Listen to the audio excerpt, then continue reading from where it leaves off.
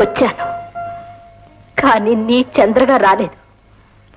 నువ్వు మిత్రద్రోహివి చంద్ర. పచ్చి రక్తం తాగే పరమ దుర్మార్గుడివి చంద్ర. ఏదో పన్నాగం పన్ని ఆ అమాయకుడిని అడవికి తీసుకువెళ్ళి నిర్దాక్షిణ్యంగా చంపించావు. చంద్ర. ప్రభువుగా బుద్ధి చెప్పవలసిన వాడివి నువ్వే. నీతి నియమం లేకుండా నీ స్నేహితుని బిడ్డకు తల్లిని కాపోతున్న నన్ను శాసనంతో బంధించి బలాత్కారంగా పెళ్లి చేసుకున్నావు. ఇంతకంటే దుర్మార్గం ఇంకేం కావాలి? ఇంతకంటే నిరంకుశత్వం ఇంకేం కావాలి? ఇదే ఈ శరీరాన్ని ముక్కలు ముక్కలుగా చేసి నీ ఆకలి తీర్చుకో. అమ్మా, నువ్వు నా సోదరివమ్మా, నా సోదరివి. సోదరివి, నీ మనస్సు అజయునికి అంకితం చేసుకున్నావని నాకు ఏనాడో తెలుసమ్మా.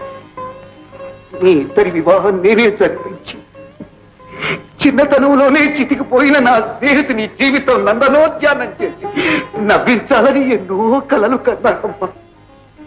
కానీ విధి వికటించింది. నా అజయుడు నన్ను ఏకాకిని చేసి వెళ్ళిపోయాడమ్మా, వెళ్ళిపోయాడు. చంద్ర, నీ గర్భంలో ఉన్న నా అజయుని ప్రతిబింబాన్ని రక్షించుకోవాలని, నీ ఆత్మహత్య వల్ల ఈ రాజవంశానికి అపఖ్యాతి రాకుండా కాపాడుకోవాలని ఈ విచిత్ర వివాహం చేసుకున్నానమ్మా. అంతేనమ్మా, అంతే. విచిత్ర వివాహమా? అవును, నీవు పెళ్ళాడింది నన్ను కాదమ్మా. నీవు కంకణం కట్టిన కత్తి నాది కాదు, అజయునిది. చూడమ్మా,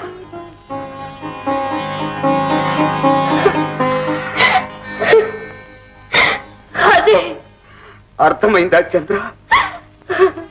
నీవు అజయుని భార్యం. లోకం దృష్టిలో మాత్రమే నేను నీకు విజయ్. చెల్లి. చెల్లి. విజయ్, మిత్రుని కోసం ఇంత త్యాగం చేస్తావని అనుకోలేదు విజయ్, అనుకోలేదు.